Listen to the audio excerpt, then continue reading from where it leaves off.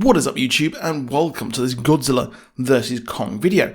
This video will be covering what we know so far and breaking down the sliver of a trailer we got at CCXP Worlds, which was an absolute drought for actual fresh news. Before we break down that trailer, where the heck are we at in this MonsterVerse? Well, Godzilla is called in to face Monster Zero as of Godzilla, King of the Monsters, which turned out to be King Ghidorah, who was awakened and wanted to terraform the planet to his liking. Basically, he wanted to mess with the thermostat.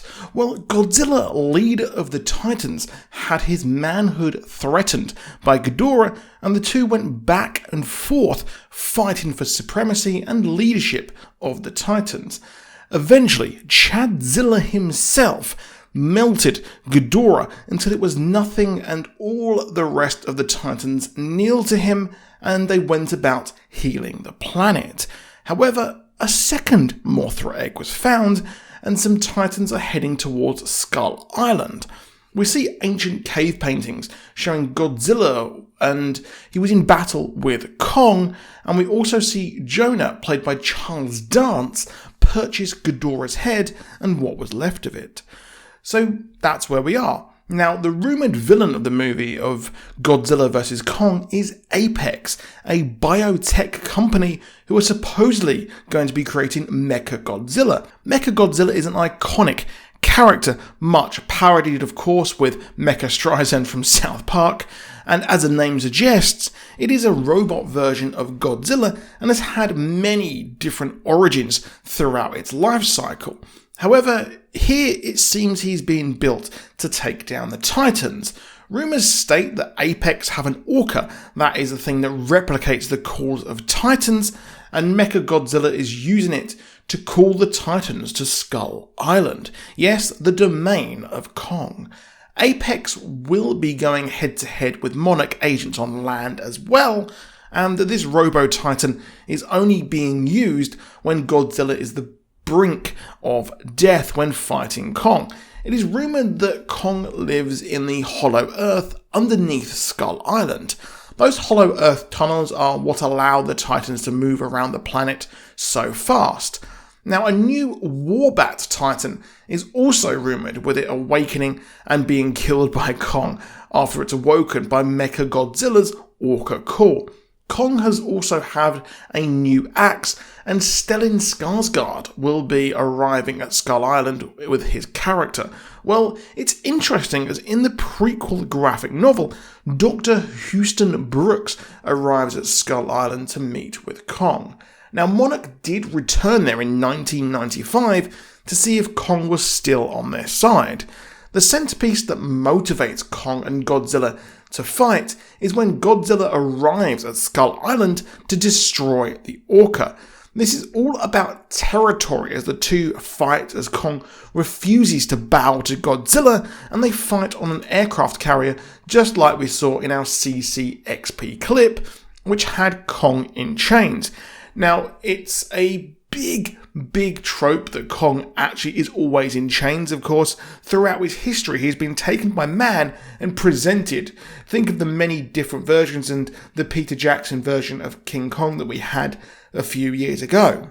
Unclear who has him in chains, but it's clear that he is being kept on a helicarrier or a aircraft carrier, So if I had to bet, I would imagine that Apex is ferrying Kong out of the island while they try to install their own leader on Skull Island so they can use the Titans or just use this robot to actually kill all of the Titans.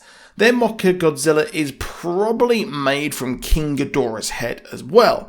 However, the other idea is that he is kidnapped by Monarch to fight the other Titans who are, well, evil Titans. But I mean, surely they would know better. They've kept tabs on him for years. I mean, since the 1970s or even before that. And since then, they've been watching him. So I have to hasten a bet that they'd be pretty dumb to try and kidnap Kong here. Now, Charles Dance is not returning for Godzilla vs Kong, which is a total shame. So we won't get a real payoff from that post-credit scene, but I think that Apex might be born out of the kind of eco-terrorists that we had in King of the Monsters, as they absolutely messed every single thing up, and they probably haven't really learned. Now, it might have only been a year since that movie came out, but it's going to be interesting to see where we go next. Now, the other image we had from CCXP was Godzilla arriving to fight Kong, and boy, that is going to look good. So it's going to be an interesting scene. It'll be interesting to see who actually fights. But apparently they duke it out in 2 rounds, at least one on the carrier and one in Hong Kong. And it's heavily rumoured that, well, the king of Skull Island will be Kong and its Titans. So the Titans are returning, as we know from the last movie. They will actually be returning to Skull Island. That will be their home, while Godzilla will remain as the king of all monsters. But that image does look really, really good of Godzilla. And, well, it's going to have 2 kings of different domains. And I'm going to be excited to see where this goes next. There are a plethora of different Titans we can go through. And I hope that this isn't just the end of these movies, and I hope that we get some more. It would be nice to have this franchise move on. While the quality did admittedly dip a bit after the original Godzilla, and I would like to see the return to that. I would like to see Gareth Edwards return, but we can't have everything we want, can we?